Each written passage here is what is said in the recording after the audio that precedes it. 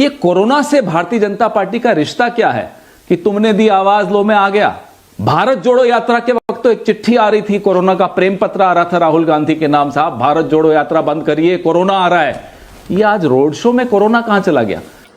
भारत जोड़ो यात्रा पर निकले कांग्रेस नेता राहुल गांधी को लेकर कई तरह के सियासी कयास लगाए जा रहे हैं। कुछ लोगों का कहना है कि विपक्षी ओर से लोकसभा 2014 में वही पीएम पद के उम्मीदवार होंगे, तो वहीं कुछ लोग किसी और का नाम ले रहे हैं। इसी विषय पर हो रही एक टीवी डिबेट के दौरान कांग्रेस नेता पवन खेड़ा ने एंकर नाविका कुमार और मीडिया को जमकर खरी खोटी सुनाई कि भारत जोड़ो यात्रा अब लगभग अपने आखिरी पड़ाव की तरफ बढ़ता हुआ नजर आ रहा है। तकरीबन 70 किलोमीटर का सफर रह गया है।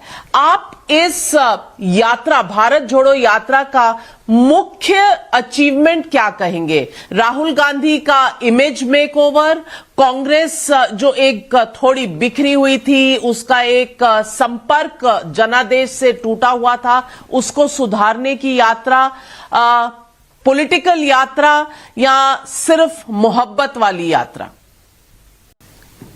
आपने जो ऐसे शुरुआत की नविका जी कि कांग्रेस बिखरी हुई थी या राहुल गांधी की छवि, कम से कम वो तो नहीं है इसका मकसद।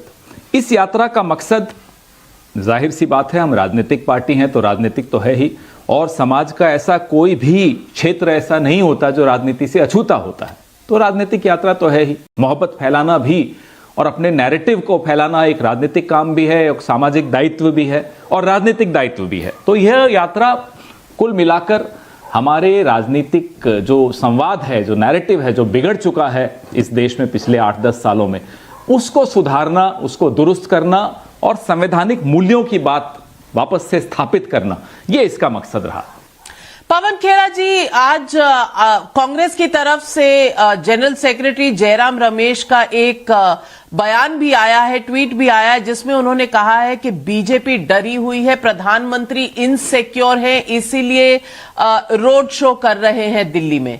मैं आपसे पूछना चाहती हूं, आज पब्लिक भी ये सवाल पूछ रही है कि डरा हुआ कौन नजर आता है जो 21 पार्टियों को बुला रहा है साथ खड़े होने के लिए ताकि बीजेपी से मुकाबला कर सके, या वो जो अकेले लड़ता चला जा रहा है और दो बहुमत वाले जनादेश उसे मिले हैं जैसे प्रधानमंत्री नरेंद्र मोदी को मिले? एक बात का धन्यवाद तो पूरा देश, और उम्मीद करता हूं कि मीडिया भी राहुल गांधी को देगा कि जो बादशाह सलामत हवा में उड़ने की आदत हो गई थी जिनकी, आज उनको सड़क पर ले आए। भले 1 किलोमीटर के लिए लाए, लेकिन लाए तो सही। पवन खेड़ा जी, दिल पर हाथ रखकर कहिए, नरेंद्र मोदी जी कभी भी सड़क से हटे नहीं थे। कम से कम ऐसे में कई दृश्य आपको दिखा सकती हूं। हाल ही के गुजरात के चुनाव में रोड शो चलकर लोगों से संपर्क करना, चाहे त्रिपुरा हो, नॉर्थ ईस्ट हो, साउथ हो, ये सब तो उन्होंने बहुत किया हुआ है। तो क्या ये कटाक्ष आपका सही है या ये कांग्रेस डिफेंसिव मोड से निकलकर अग्रेसिव मोड में आ रही है? नविका जी, चुनाव में सड़क पर निकलना और बिना चुनाव के सड़क पर निकलना, और सड़क पर निकलने का जो तात्पर्य है वो है लोगों की सुनना। हमारा सड़क पर निकलना मतलब लोगों की सुनना। मोदी जी का 1 किलोमीटर का रोड शो लोगों की सुनने तो अभी भी नहीं निकल रहे। चुनाव में निकलने का आप इससे तुलना कर नहीं सकते। और हां, मैं यह भी जानना चाहता हूं, बड़ा अच्छा रिश्ता है इनका आपस में। मैं जानना चाहता हूं कि आज कम से कम आपका चैनल जरूर, मुझे लगता है, इस पे डिबेट करेगा कि कोरोना गया कहां, इनके रोड शो पे क्यों नहीं आता, और रिश्ता है क्या इनका कोरोना से, ये भी जरा उजागर करिएगा आज। पवन खेड़ा से पूछा, आप लोग पेट्रोल और डीजल के बढ़ते दामों पर सवाल उठा रहे हैं, लेकिन हिमाचल प्रदेश में सरकार बनने के बाद आप लोगों ने ही पेट्रोल के दाम बढ़ा दिए।